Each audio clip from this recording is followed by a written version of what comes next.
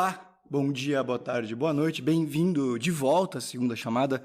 Isso aqui que é uma mistura de vale a pena ver de novo com segunda chance.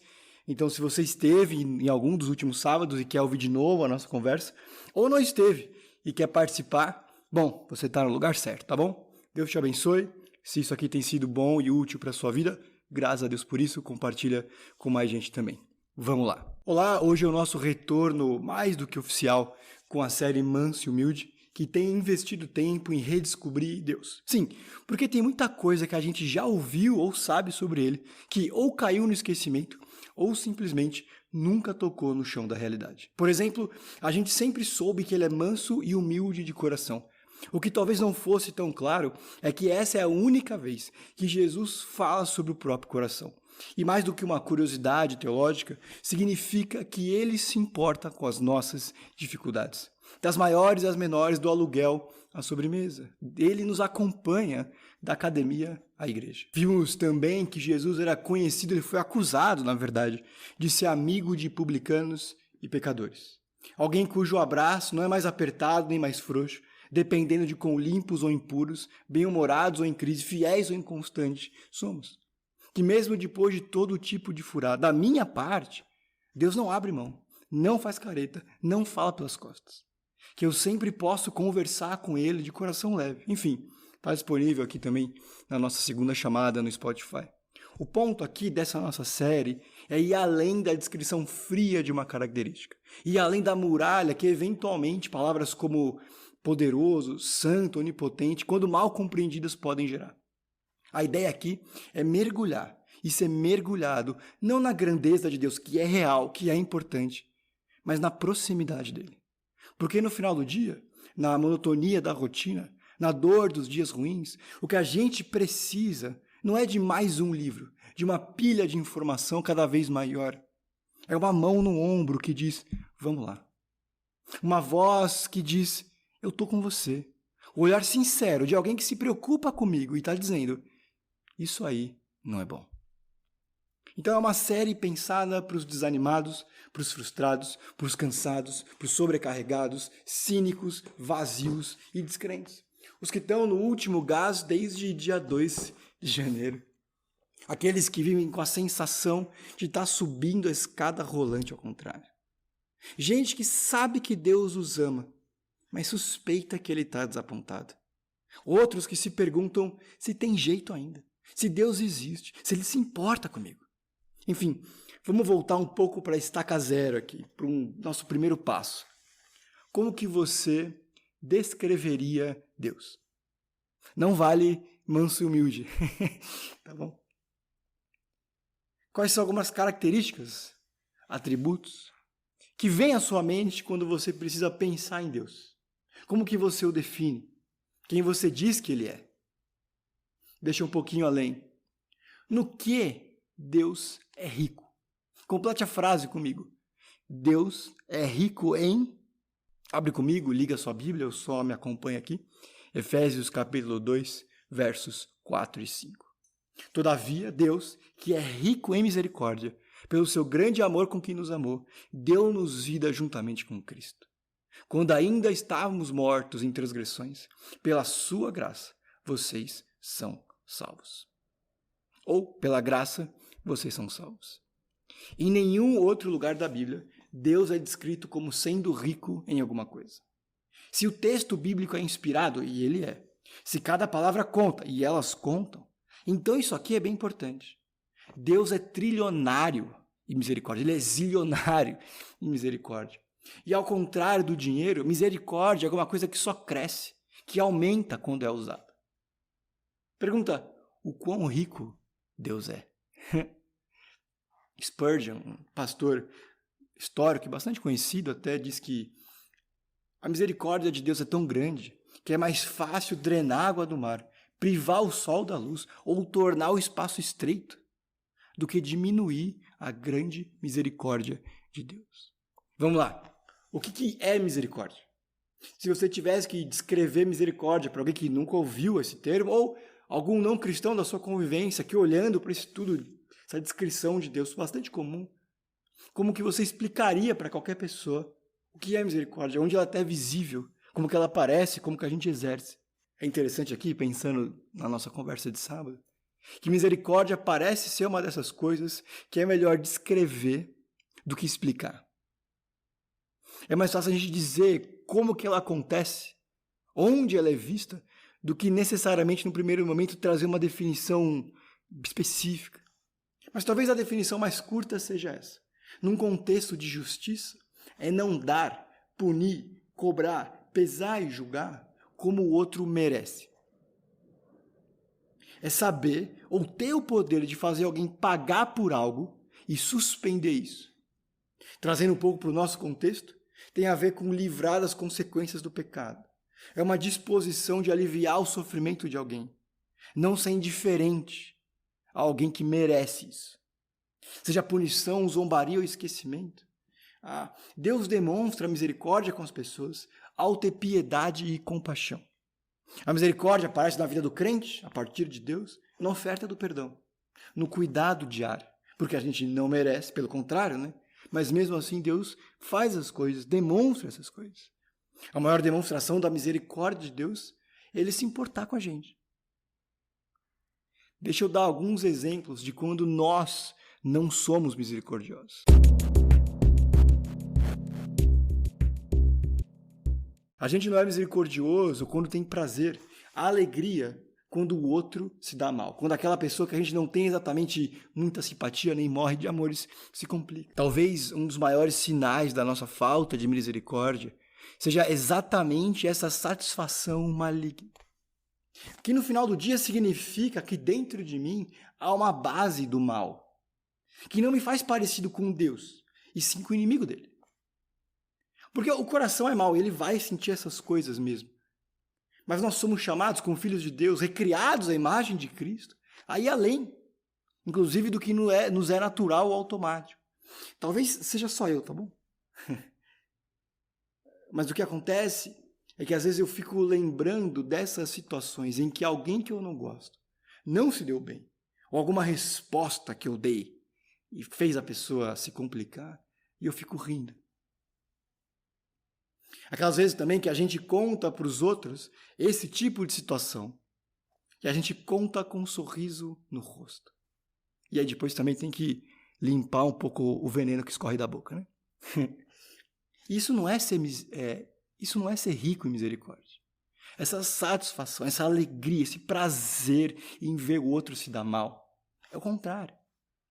A gente não é misericordioso quando tem expectativas equivocadas sobre o próximo. Se eu sei que todos somos maus, talvez em diferentes graus, mais maus ainda, eu preciso lidar com o fato que todos nós somos de fato, na prática, na teoria, pecadores.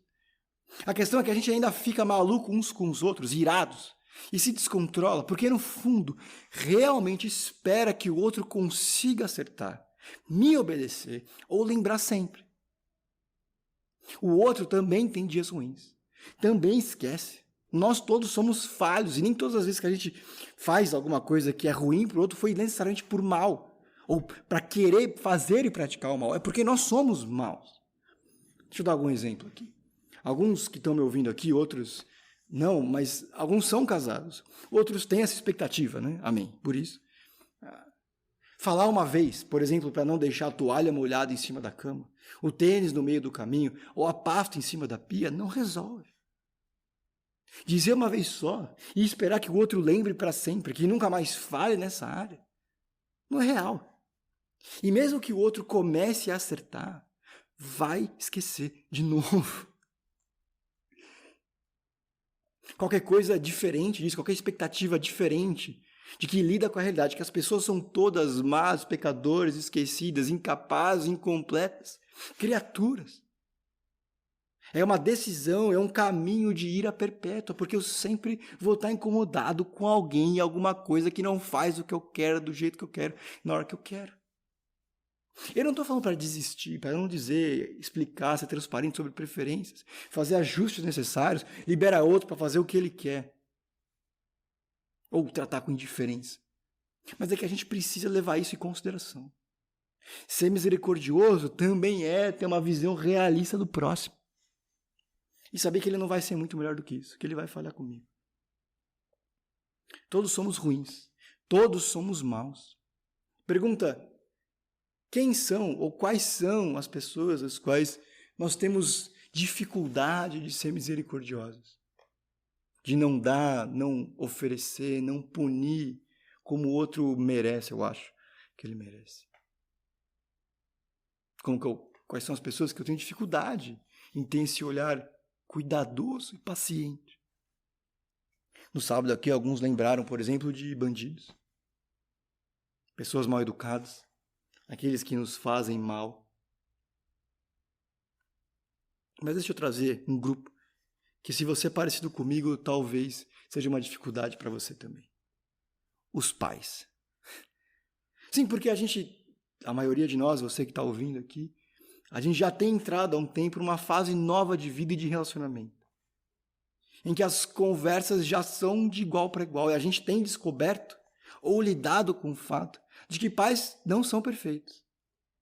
Tem lidado com as consequências da imperfeição deles. Tem lidado, inclusive descoberto também, que eles nunca souberam o que estavam fazendo. Que sim, alguns são crentes, outros são esforçados, mesmo não sendo crentes, e amaram seus filhos, que eles tentaram fazer a melhor decisão que eles podiam com a informação que eles tinham, mas isso não significa que eles acertaram. E que isso trouxe alguns traumas. Talvez alguns aqui tenham tido pais que eram super críticos. E agora é a hora da vingança, em que toda hora eu estou dizendo para eles quão absurdas são algumas das ideias. Outros tiveram pais distantes. E agora oferecem distância. Essa é uma fase nova para a gente e para eles. Mas, eventualmente, para mim e para você, a gente vai de 0 a 100 na nossa irritação, impaciência e talvez grosseria muito rápido. Sim, porque a gente tem descoberto que pais dão ideias ruins. Que nem todo conselho é bom. Que eles insistem em coisas que para a gente, eventualmente, não fazem sentido. Que a gente precisa discernir biblicamente, que eles devem ser honrados e ouvidos, mas que eventualmente a realidade é que algumas ideias e conselhos não são bons, seja pela desconexão com a realidade, pelo desconhecimento do mundo moderno, ou porque eles também são pecadores. Cabe a gente ser misericordioso com eles também.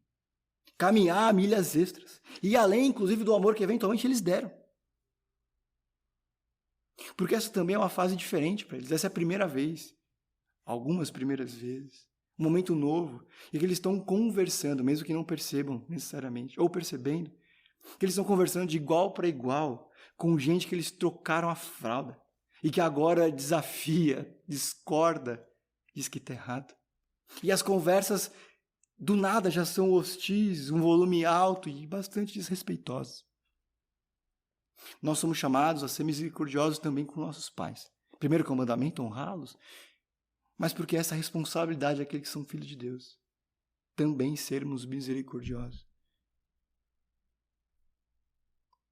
A verdade é porque quando as pessoas falham comigo, ao invés da gente lançar uma torrente de ira contra o próximo, a gente pode, pelo poder do Espírito de Deus, dizer como Estevão em Jesus: Pai, perdoa porque eles não sabem o que fazem. Sem ter um espírito altivo também, né? Sem dizer, Pai, perdoa porque eles não sabem o que fazem, porque eu sei. Pai, perdoa-os porque eles não sabem, porque eles não têm razão, porque eles são malucos. Não é essa ideia aqui, né?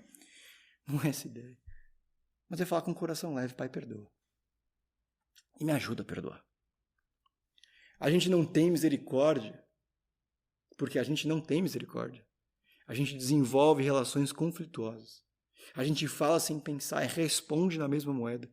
E a gente fica nesse ciclo vicioso de destruição em que todos somos bolas de demolição, fazendo com que o mundo ao meu redor seja violentado com as minhas palavras e ações.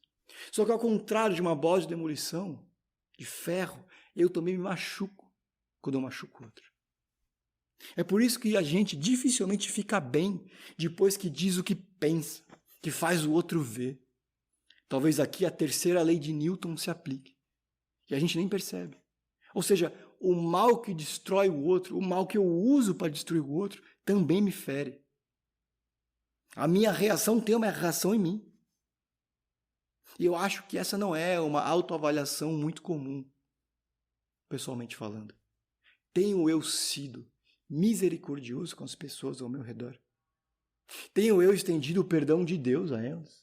demonstrado o amor dele às pessoas que me cercam. Participar da misericórdia de Deus é ter a disposição de ser reconstruído por ele e colaborar com o outro.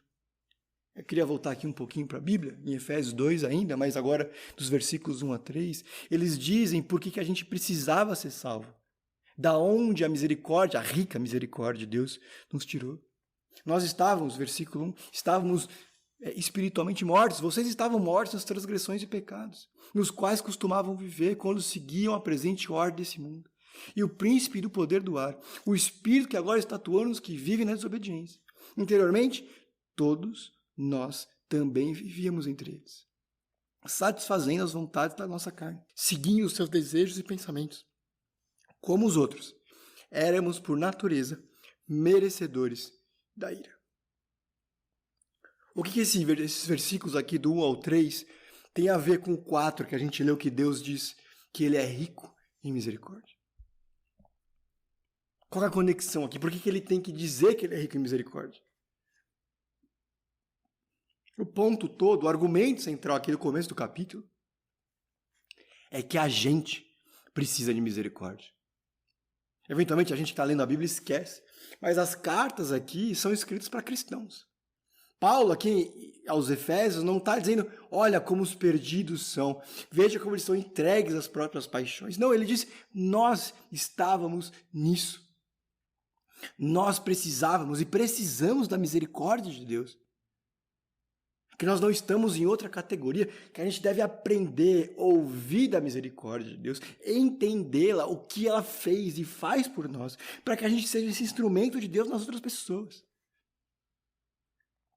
Jesus não veio para curar os feridos, acordar os sonolentos, aconselhar os confusos, animar os entediados ou educar os ignorantes, mas para transformar, fazer de mortos vivos.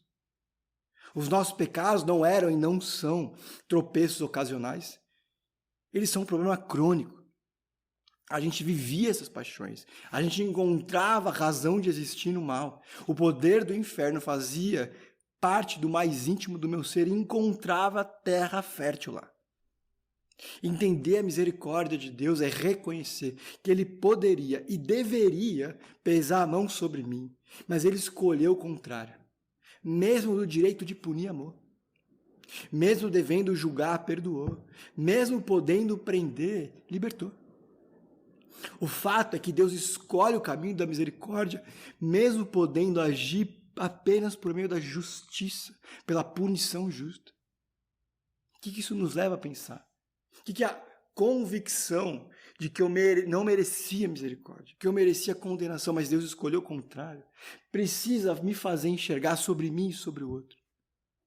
Como que isso precisa moldar as minhas relações? Primeiro, a gente deveria ser mais humilde sobre quem nós somos. Se eu preciso da misericórdia de Deus, eu também preciso entender e viver a realidade de que eu sozinho não sou bom. Que os meus desejos sozinhos não são bons. O problema é que a gente descansa na ideia de que eu quero, eu mereço, só de vez em quando, não só eu, ou eu já esperei muito.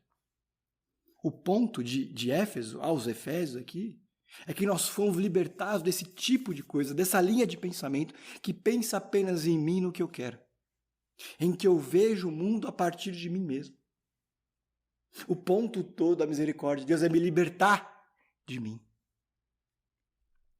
Segundo, a gente deveria ser desconfiados do nosso senso de justiça. Porque é possível que estejamos todos sendo, em algum nível, aspas, mais justos do que Deus. Por todo o tempo, querer distribuir o que eu acho que todo mundo merece. Essa não é a nossa função. E mesmo que fosse, o nosso senso de justiça está quebrado. Muito da forma como relaciono com as pessoas, e esse é o problema aqui, tem a ver com o que eu acho que ela merece. Então, se alguém me trata bem, eu dou respeito. E até formo amizade, se for o caso. Se fulano é legal, eu incluo. Se na minha percepção ele é legal, eu incluo. Se não, eu excluo. A gente não deveria tratar as pessoas pelo que eu acho que elas merecem, pelo que elas fizeram ou fazem por mim. Terceiro, a gente precisa entender que a misericórdia de Deus deve me fazer estendê-la a outros. Eu preciso me conduzir, decidir e escolher viver e conviver de uma forma que diminui o espaço do mal, as consequências do pecado, em que eu até assumo muito do preço das más escolhas que a gente faz. Então eu não retribuo na mesma moeda, mesmo podendo. Eu não escolho palavras duras, mesmo querendo. Eu incluo, mesmo não precisando. Eu não comento, mesmo tendo direito. Eu escolho a paciência, o silêncio e o abraço, mesmo podendo crucificar. Perceba que o contrário disso foi o que os inimigos de Jesus fizeram. Sim, tem gente que talvez nos canse, cuja convivência é difícil, que só de ouvir alguns dos assuntos que traz é uma dificuldade. Mas Deus nos chama a amar o próximo. Ter paciência, bondade, longanimidade, mansidão, domínio próprio. Nós não somos chamados a sermos juízes, promotores das pessoas ao nosso redor. E sim, agir com misericórdia. Sim, a gente pode e deve julgar todas as coisas, reter o que é bom, apontar a verdade para as pessoas, dizer também onde elas estão erradas a partir das Santas Escrituras. Mas atenção, com misericórdia. Pergunta, como que líderes de igreja podem ser misericordiosos quando eles precisam disciplinar alguém? Ou seja, apontar para a pessoa no que elas estão erradas e as consequências disso. Como que eu posso ser misericordioso com alguém que eu preciso demitir? Como que um juiz deve ser misericordioso quando ele dá uma sentença? Um policial que precisa prender. Um pai que deve corrigir. Um amigo que precisa exortar. Porque misericórdia é alguma coisa que Deus tem e espera dos seus filhos, certo? Como que a gente age misericórdia em todas essas áreas e situações e em outras tantas? Resposta: eu não sei. Porque o objetivo das Escrituras, não é fornecer uma lista de regras para cada situação, mas recriar um certo tipo de pessoa. Alguém parecido com o próprio Deus, que age pelo poder do Espírito. Esse é todo o ponto do ministério de Jesus. Tornar isso real. Jesus aqui é o paradigma, porque mesmo com os fariseus, Jesus era misericordioso. Sim, ele chama os fariseus religiosos daquele tempo que confrontavam e desafiavam Jesus de raça de víbora, de túmulos manchados, sepulcros caiados. Mas perceba, ele também não manda fogo e enxofre do céu toda vez que um fariseu fala besteira. Aliás, ele não faz isso. A gente dificilmente encontra na Bíblia listas que dizem o que fazer em cada situação. E quando encontra, para ser sincero, a gente pula, né? É tipo as leis do Antigo Testamento. O que acontece, na maioria dos casos, são esses princípios que existem para que a gente medite neles. Se a palavra meditar não te ajuda a entender, e eu acho que não ajuda muito, pense em reimaginar a vida. Meditar tem vários sentidos. Repetir, decorar, falar sobre. Mas talvez o melhor aqui para interpretar e entender o que a Bíblia diz normalmente por medite é reimaginar. Como que esses princípios e palavras sobre misericórdia estão aqui para que a gente reimagine cada situação da vida. Reimagine cada relacionamento a partir da misericórdia. Então, como que eu posso ser misericordioso? Prendendo, corrigindo, exortando, punindo, demitindo e outros. Meditar sua misericórdia é parar e reimaginar a vida a partir do princípio que é não dar para as pessoas o que eu acho até que elas merecem. Já aqui na parte final, eu queria terminar trazendo uma palavra de esperança. A rica misericórdia de Deus refaz, renova e restaura. Talvez você já tenha sido profundamente maltratado, traído e abandonado. Talvez tenha traumas que deixaram marcas e carregue consigo uma dor que talvez nunca cesse nessa vida. O que eu posso te dizer é o que Deus diz. Que as misericórdias dele se renovam a cada manhã. Que mal nenhum é maior ou mais poderoso do que elas. Que do mesmo jeito que cada dia basta o seu mal, e a gente não deveria andar ansiosos, Deus também trouxe à existência cada dia, com a exata quantidade de misericórdia que a gente precisa, e por isso pode viver em paz. E não vai faltar misericórdia nunca, porque Ele é rico. Talvez a sua família tenha sido, ou ainda seja, uma zona. Deixa eu te lembrar de Adão e Eva. Eles erraram em tudo. Caim matou Abel. Sara expulsa e humilha Agar. Esaú não tinha juízo. Jacó era enganador. Esse era o significado do nome dele, meu Deus do céu. Labão, nossa. José foi vendido pelos irmãos para ser escravo. Gideão não presta. Sansão, pelo amor de Deus. Lembra dos filhos de Eli, da família de Davi? Meu ponto é o seguinte: se a sua família não é epítome da harmonia, descanse. Deus é especialista em redimir bagunça, transformar mal em bem.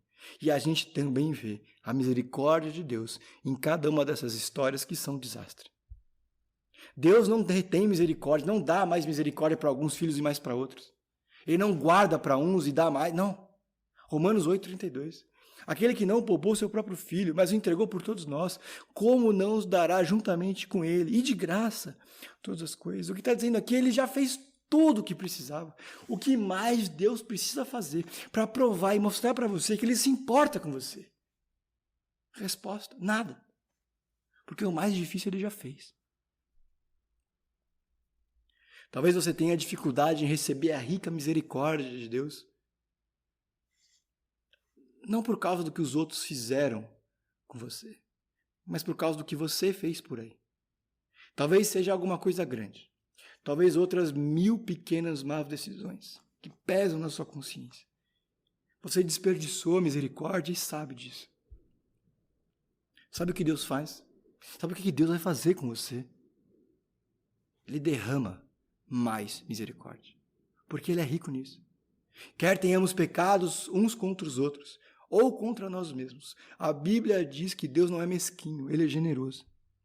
Aquilo que te faz constrangido só de pensar ou lembrar, que até te faz encolher, também faz com que Deus te abrace ainda mais forte. Isso significa que a nossa vergonha não é um problema para Ele. Na verdade, é a matéria-prima que Ele melhor trabalha. Lembra? Ele resiste ao orgulhoso, mas concede graça aos humildes. Nossos pecados não diminuem o amor dele.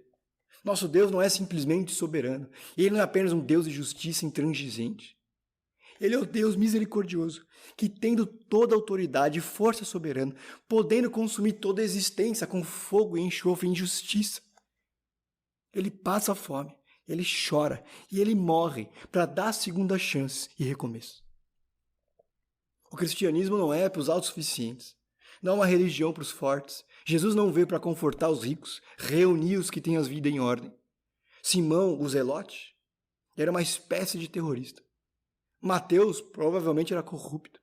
Pedro sempre fala a coisa errada na hora errada. E todos eles eram discípulos. Jesus não veio para reunir os bons, mas para chamar justos e pecadores ao arrependimento. Deus não está atrás dos que têm toda a inteligência emocional do mundo, mas o pobre de espírito. Não é o alegre, é o turbulento que ele conforta. São os que choram. Esse é um dos grandes paradoxos do Evangelho. Deus transforma o pobre de espírito em rico em graça, o fraco em forte, o tolo em sábio, o culpado em justo, o sujo em limpo, o perdido em salvo. Esse é todo o ponto do ministério de Jesus, o Salvador. Oferecer recomeço. Nos encher e nos mostrar a misericórdia, para que a gente estenda para as outras pessoas.